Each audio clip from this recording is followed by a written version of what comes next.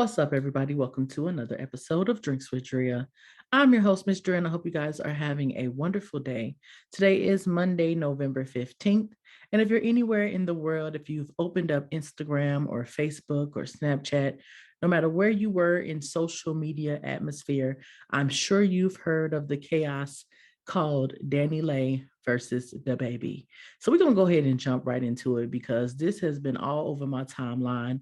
I've definitely had a couple of interesting conversations about these two, and I wanted to share some of that with you guys.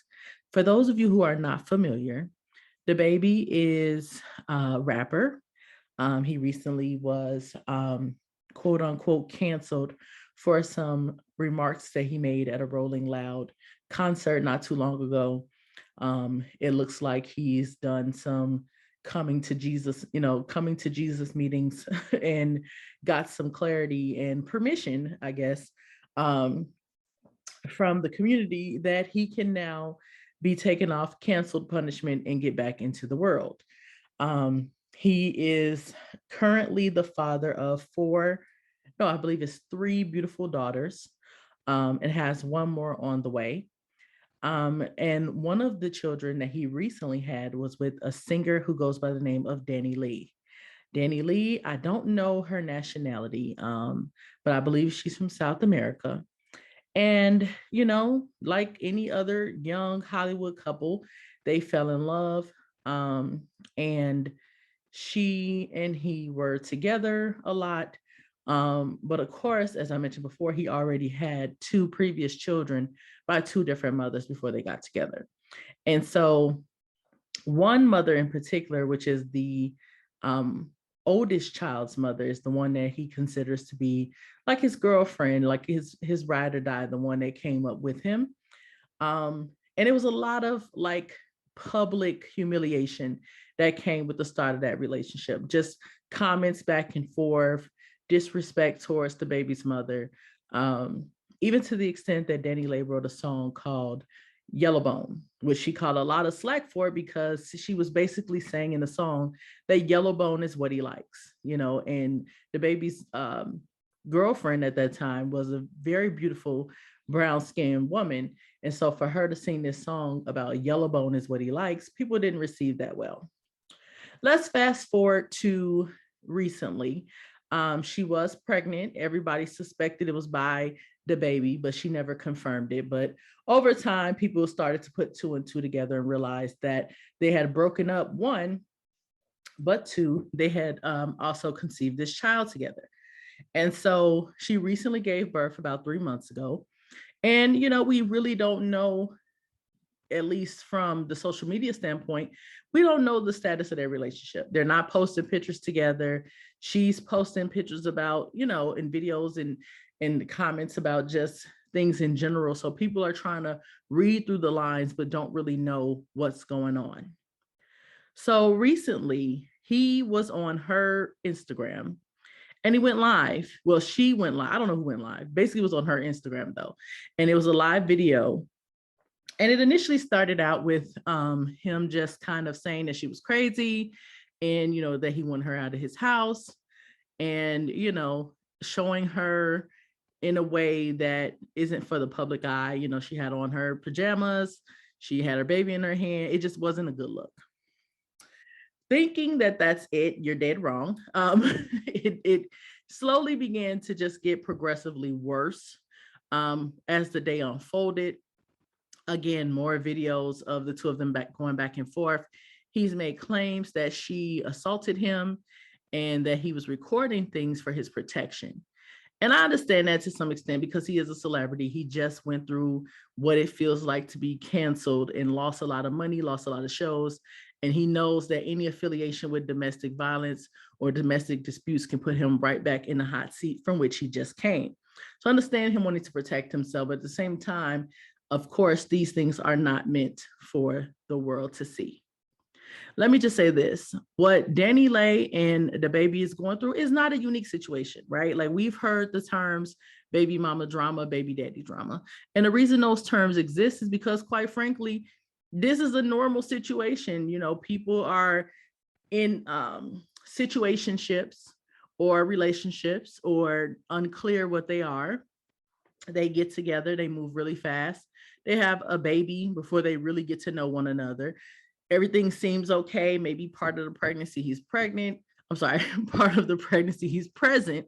Other parts of the pregnancy he's not. You don't really know, what this is going to become. You make the decision for yourself that, hey, no matter what, I got my kid. And you bring this child into the world, and it's a whirlwind. Sometimes, there's times when you're close and you're around each other. Sometimes you're fighting, sometimes you're arguing. Like, it's a very, don't get me wrong, it's tumultuous. But the reality is it's not a new or unique or different situation, because a lot of people of all different races, unfortunately, go through this. And so they're no different. They're just famous.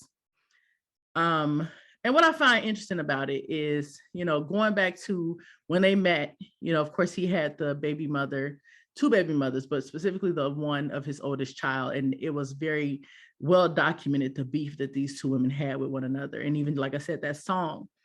And it's always interesting when people come into these situations and you see how ugly the situation is with his first child's baby mother. You see how tumultuous it is. You see how disrespectful he is towards her.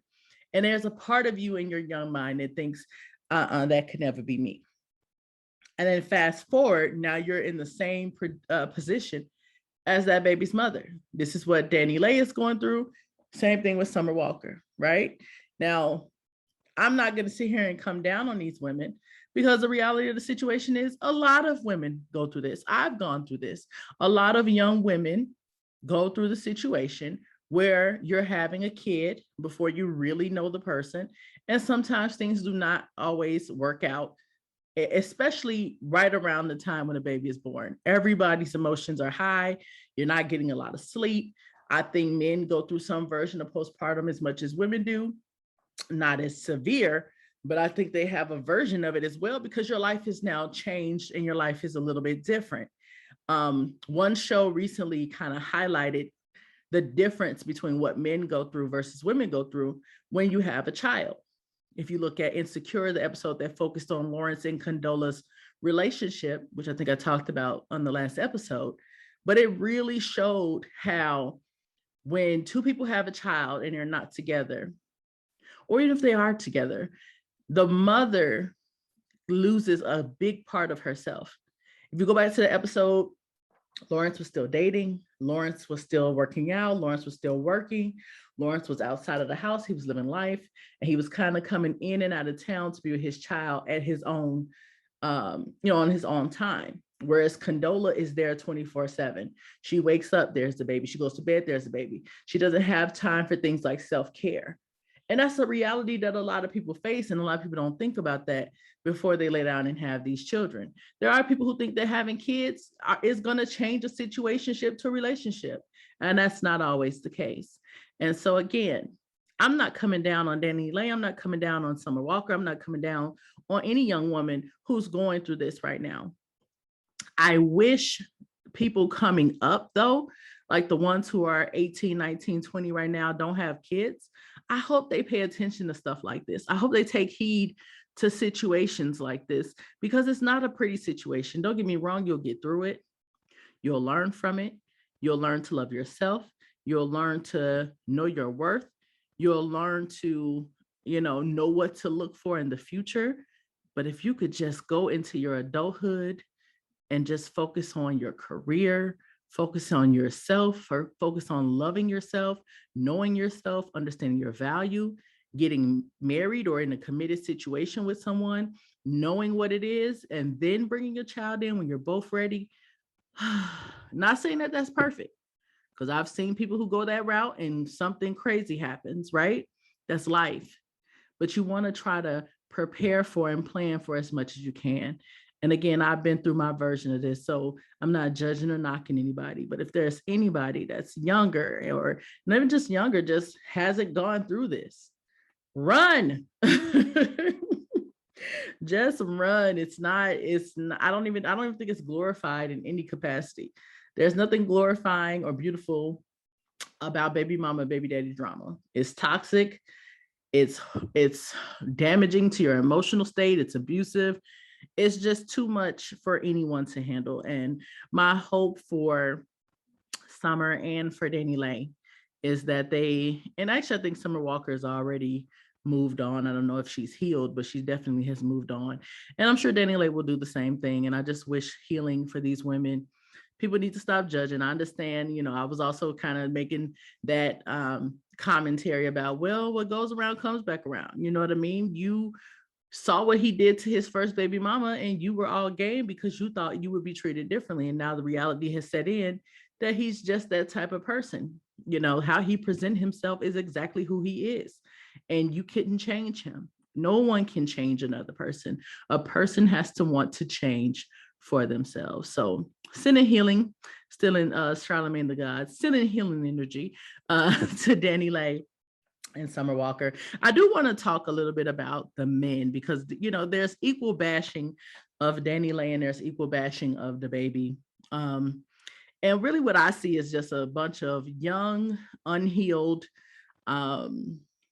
people who's dealt with some form of generational trauma, people who probably need to go sit down and talk to somebody and talk about loss and talk about tragedy and talk about broken up family. Like one show I watched today, Black Ink Chicago, Ryan Henry, who is one of the main characters on that show, showed a journey that he's on where he stayed in the house with a counselor, a therapist, and worked through all of his issues. And if you've watched Black Ink Chicago over the years, you know that Ryan is a person who seems like a cool dude, but he does a lot of messed up stuff, messing around with people, cheating on his girlfriend with people she know, messing with his best friend's baby's mother, who's also the mother of his godson, just things that just don't seem befitting of a king behavior. You know what I mean? Just snakish, petty, self-serving, and it doesn't fit with who he presents himself as because he is a handsome young man. He is someone who's an entrepreneur. He is someone that has a fairly good head on his shoulders when it comes to people he do support, but he does these things sometimes where it's like, who are you? And this is just my opinion from a viewer standpoint, but even people who speak about him say that like it just seems so out of character when he does these things that are considered harsh or bogus. And so seeing him unpack that on national TV, I thought was beautiful because we see what can happen when Black men and Black women get therapy. Look at Charlemagne the God as an example. If you go back 5-6 years, maybe 7 or 8 years, he's harsh. He's asking questions for a reaction. He's being disrespectful. He is jumping right into the BS. He's trying to get a reaction. He's just a negative person that people didn't even want to speak to. He realized that he was hurting, went and did the work, sees a therapist to this day, two times a week, I believe. And now it's like a whole different person sitting on that table. And now people come to see him. Now people are thanking him because there's something beautiful about a person who is healed. So when I see people like DaBaby, I see people like London on the Track, I understand what people say. Oh, they have egos, they're narcissists, they're what's wrong with society. I get it. It feels like that, right? It feels like they're part of the problem. But we have to remember that none of us were, I will say none of us, a lot of us were not equipped with how to deal with emotions, with how to deal with our feelings, with how to deal with other people, how to properly love and how to properly be loved. And that's not just a woman's journey, that's a human journey. So just as much as, DaniLeigh and Summer Walker need to go on a journey of self-discovery, understand their self-worth and self-love, these men need the same thing. They need to go through a process of looking within and seeing who they really are and why they are the way they are. A lot of people speak about the fact that DaBaby murdered somebody as a casual thing, as if he just walked up to someone and killed them and got away. First of all, he's a Black man in America. The only way he would be able to walk away from a murder is if it was undeniable proof that it was self-defense. Him having wealth has nothing to do with him avoiding accountability. The story of the person that he murdered goes like this. He was in Walmart with his child and his child's mother. Someone recognized him as a local performer and put it in their mind that they were going to jack him, going to confront him, going to punk him, which a lot of people in certain areas do to somebody that they know is on the come up. He peeped the situation.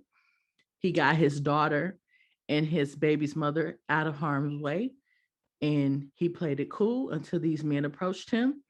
And when they went for their gun, he went for his, and he ended up shooting and being able to walk away from that situation. It's easy to say he murdered somebody and he got away with it as if it was just a malicious intent. But think about the trauma that consists of. First of all, you don't know if you're going to be able to shoot first. That's number one. Number two, you have your child and your child's mother with you. They're not in the life, he is. And a lot of times people who are in these situations, it's the people around them that get hurt. So think about that. How would you react in that situation? If you were a gun carrying person, you'd want to protect yourself. So people speak about it so, casually as if it's, he's just some murderer, but we don't know how that affected him. His brother just passed away. I think it was either earlier this year or late last year from cancer, if I'm not mistaken, or some kind of brain issue. I think his father passed away. Like, people have trauma. So before you're so quick to say, oh, he's a clown, he's a bad person, these men out here need to do better. We are all unhealed people. You know what I mean? As Black people specifically, think of the traumas you've gone through, the things that you've seen, growing up in households with drug addicts, growing up where kids are being molested or touched or seeing too much way before their time. Seeing people dead, seeing people get shot at, some kids being shot at. It's a lot of trauma that exists in our community. So to think that it's either his fault or her fault is being naive. The reality is we have generations of unhealed people, generations of men who have been taught that crying is weak, who have been taught that women are for their pleasure and not to be loved. We're talking about people who raise their sons to play the field and to, get a good pick of the litter, where you teach your daughters to preserve themselves. Well, guess what? Your daughter is going to have to find a young man one day. And if everybody's raising their son the way you're raising your son, your daughter don't have a shot in hell. Now, generations as of late are starting to recognize this and are starting to teach their boys that it's okay to cry, teach their boys that it's okay to, respect their own body and know what they want and know their value and know their worth. But there's still people out here like Boosie, not to call him out, but I'm gonna call him out, who brings a stripper or a grown woman to come and give your son, attention in a sexual way. That should not be happening. But there are a lot of people who do that because they want to make sure their son is a man and know how to handle women. And it's so much toxicity going on. And we can't just sit here and point fingers at one another and say, well, you're the problem. No, you're the problem. The problem is trauma. The problem is unhealed energy. The problem is people trying to love without knowing what the hell love is. So think about that before you start passing judgment. But again, what these people are going through is not nothing new. It's not unique. Hopefully everyone will evolve. Hopefully everyone will grow. Hopefully everyone will heal. And the rest of us need to just give them the space and the room and the information to do just that. I've said all I can say. Got a couple other topics, so we're gonna go through them very quickly because, honey, I be tired. I ain't got time to be sitting here talking about all this stuff, okay? Y'all need to start watching. Y'all need to start liking. Y'all need to start commenting. Y'all need to start sharing this with y'all friends. Don't play with me. All right, Kanye West. This is a little bit of an old topic, but I'm gonna talk about it anyway. Kanye West was on Drink Champs. So he was on there for a long time. Allegedly, there's going to be another hour and a half of content release, which means that he was sitting there talking about some stuff. I think it's actually released. I haven't listened to the second part just yet. But a lot of people talked about, the first segment, and he talked about a lot of stuff. He talked about his beef with Drake. He talked about his beef with Big Sean, as well as with John Legend, for them not supporting his run for presidency. More specifically, them using their platforms to speak negatively on his run for pregnancy. I said pregnancy, child, on his on his run for presidency. Child, I might have to edit today because I've been cutting up. Anyway, he was mad about a few things, but a couple of things actually was positive that came out of this conversation. Was he talked about getting rid of Black History Month. And when he first said this, I was like, you know what, here go Kanye with this foolishness. And he said, instead of having a Black History Month, we need a Black Future Month, a month where we focus on where we're at and where we can be in the future. I said, oh, never thought about that, but that's a good idea. Because we're always going back to the civil rights movement. We're always talking about slavery. We're always talking about the same heroes over and over. And don't get me wrong, their stories need to be shared and told a million times because of their sacrifices and contributions. They deserve it. That's why they should be placed in museums all across the country and beyond. But what about our future? What are we doing to close the wealth gap? What are we doing to make sure that there's equal compensation? What are we doing to make sure that home ownership is a reality for people of color? How do we make sure that we're not being charged more? How do we make sure that we're able to build wealth? How do we make sure that generations of the future can have a level playing field? I think that's a dope idea. Instead of highlighting the past, start to explore a future that makes it better for all of us. So I love that. And I love this in general, that Kanye West is a progressive thinker. You know, people get mad at him, specifically when he supported Trump in the conservative party. But at the same time, I think there is a level of freedom, and I think there is a level of confidence, and there's a level of self-awareness when you can stand up against people who tell you that you're a bad person, that you're wrong, that you don't know what you're talking about, that you're a problem, and you can still stand there and speak how you feel. That to me is a true version of freedom.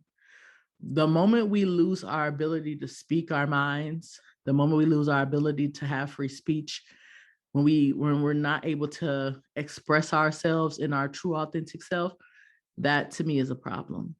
We don't always have to agree. We are not a monolith, and we should not expect that of each other. We should not criticize one another because we have our own individual thought process. And even if you don't agree with what we came up with or how we got to that conclusion, everybody should respect each other's independence, freedom of thought, freedom of speech, because you don't want to lose it for yourself.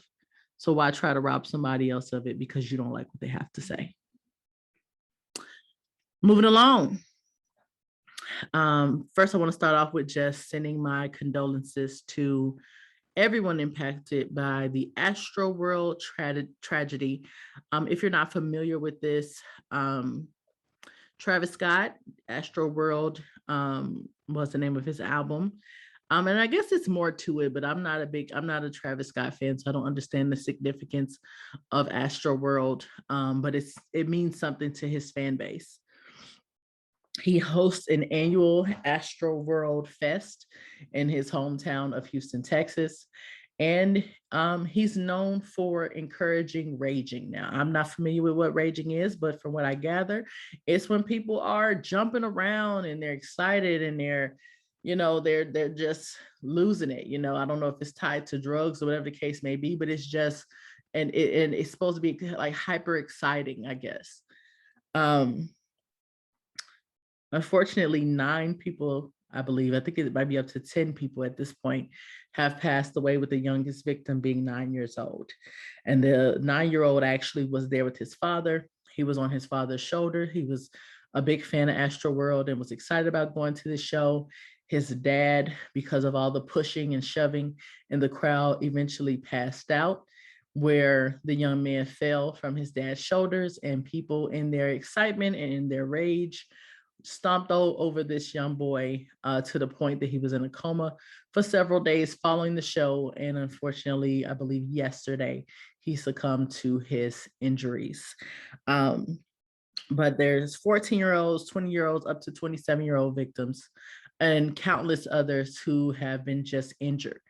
What appears to have happened is at some point, security stopped checking for tickets and people started to rush into the venue. Once they were able to get to the crowd, it was a stampede of people just rushing to the front of the crowd. So a lot of people fell and was trampled over as a result. Not only that, the crowd was literally actively pushing back and forth, which caused quite a few people to pass out because of the heat and dehydration. And allegedly, according to Travis, he was unaware. It was moments throughout the show where he slowed down, he stopped, he looked to see what was going on, or at least that's what people perceive, but he did not stop the show. And even to the point that after the show, he went to Dave and Buster's to celebrate. And once he became aware of the incident, he immediately left and immediately began to just figure out what happened. The human in me, the one that wants to believe in the good in people, believes or wants to believe that he had no idea the severity of what was going on. I think when you're a performer of that magnitude, you may expect certain things to happen, like people passing out or people needing to be hydrated, because it is a very high energy type of environment. That's why you have paramedics on site to handle things like this. And this isn't unique.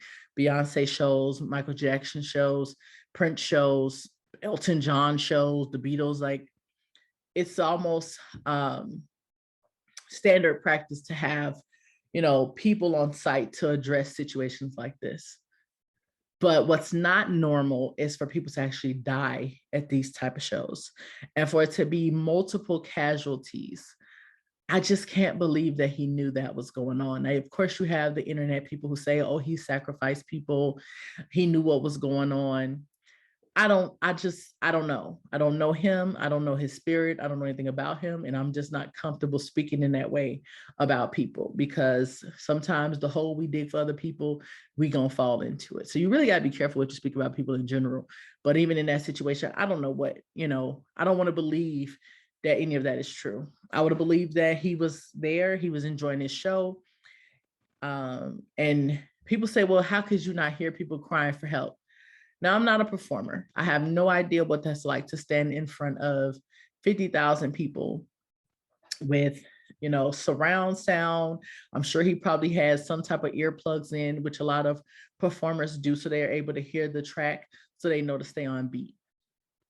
I've had a few experiences with very small crowds of being on the stage, and I can tell you from my own personal experience, I don't have no clue how the audience sounded or what they looked like, because one, it's nerves when you're on stage, and two, you're again listening for the music, trying to stay on beat, trying to make sure that you're performing as you need to.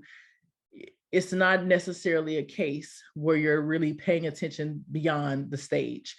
Now, if you are a performer and that's your job and that's what you do, of course there should be more awareness, but I don't know how reasonable that is to expect that he was fully aware of everything that was going on in that crowd. Do I think the show should have been stopped? Absolutely. Do I think they were organized the way that they needed to be organized? Absolutely not. Do I think there's going to be accountability held on behalf of Travis specifically? Yes, I do. But I also think that it's probably going to be shared with Live Nation as well as the state of, or the city of Houston, because I think this was a failure all across the board. Travis Scott may not be solely responsible, but he has to have a team. Someone had to know what was going on. And again, maybe they tried to call, maybe they tried to get to the stage. I don't know. Again, just sending healing energy to everybody that was a part of this tragedy, because nothing about this is desirable. Nothing about this is beautiful. Nothing about this is a desired outcome. It's a very sad situation. And I just pray and send love and light and condolences and everything that I can to the people who were negatively impacted by this tragedy. A couple more topics and then I'm gonna go, okay? A young lady by the name of Naya Segan from Oh, I don't know. She's from Minneapolis, if I'm not, or Minnesota, if I'm not mistaken. She goes to a high school. I don't recall what grade she's in, but she's a Black girl, and she was bullied by a few girls, two specific white girls who, the story that I captured from it was that they were friends. The two white girls were friends, but they fell out. And as part of them not liking each other anymore, they exposed each other for who was more racist. And as a result of it, conversations about this beautiful Black girl, Naya, came up. Now, Naya had, I guess, some young girl left the school, and people were blaming Naya for the girl leaving the school. And I guess the pressure of that happening led to her attempting to commit suicide back in May of this year. So the video shows the two girls reacting to the situation, calling her dark and saying nobody likes niggers, and, you know, telling her next time she needs to cut deeper if she really wants to kill herself. It was horrible.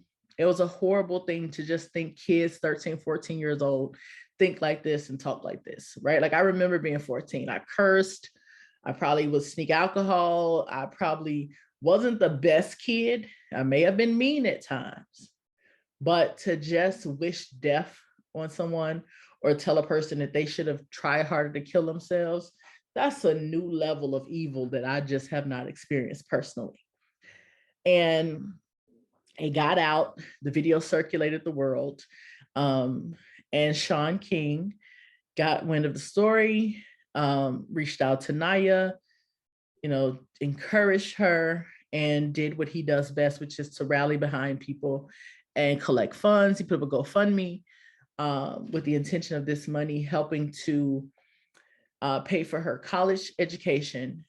In one day, they were able to take in over $103,000 in donations. And now this young lady is set as far as her college career.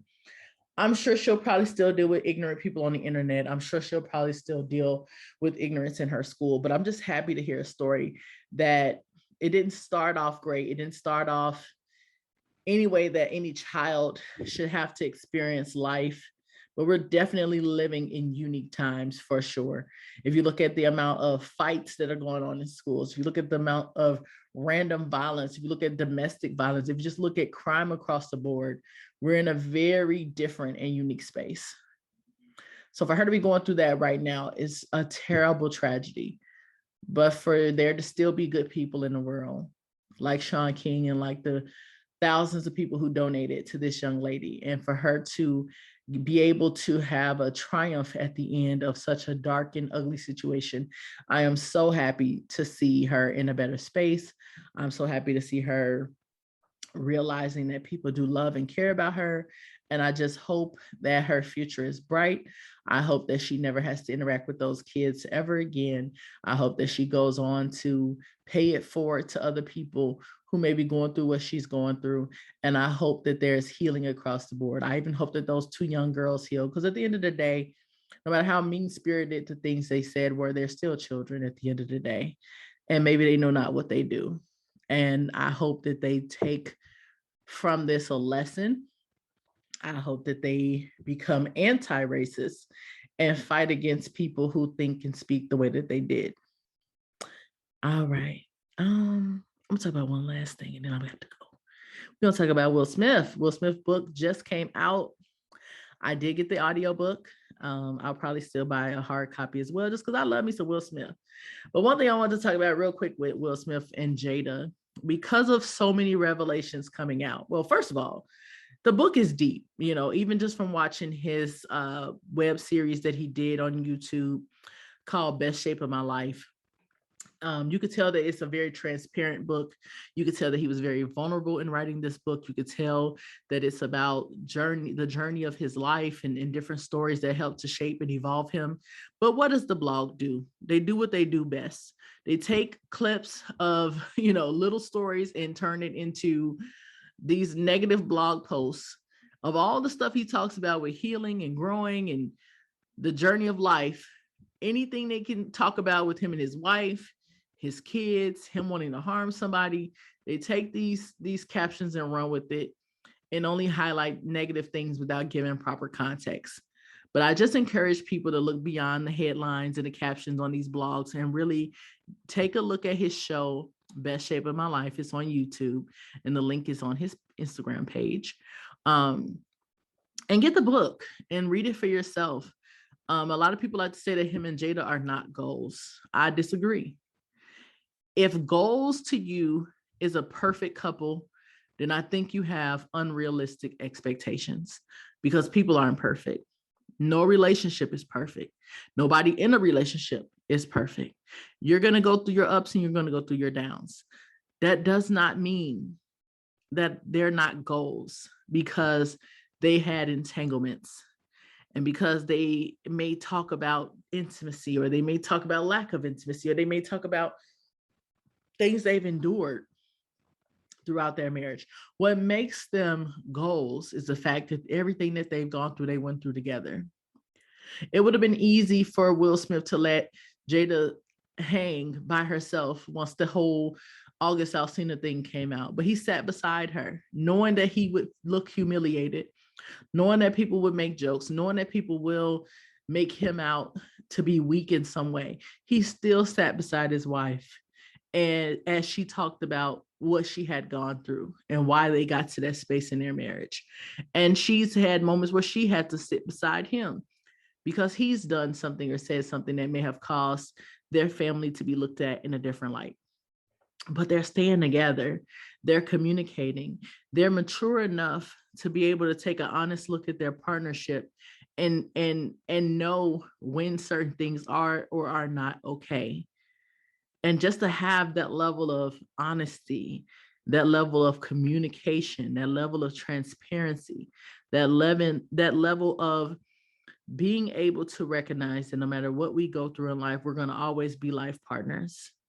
And we have to recognize that I don't own you, you don't own me, I don't own your happiness, you don't own my happiness, but we're going to go on this journey together. And as we go through the ups and downs and everything in between, we're going to go through it together. We're going to go through it with communication, and we're going to go through it with love. You might not like it. You might not agree with it, but most people do not have the level of transparency and honesty that that couple has. So in my opinion, they are goals. And anybody who looks at them as goals, your reason for not having them as your goals should not be because they're not perfect. Because if you look at yourself in the mirror, you'll realize that you're not perfect either. All right.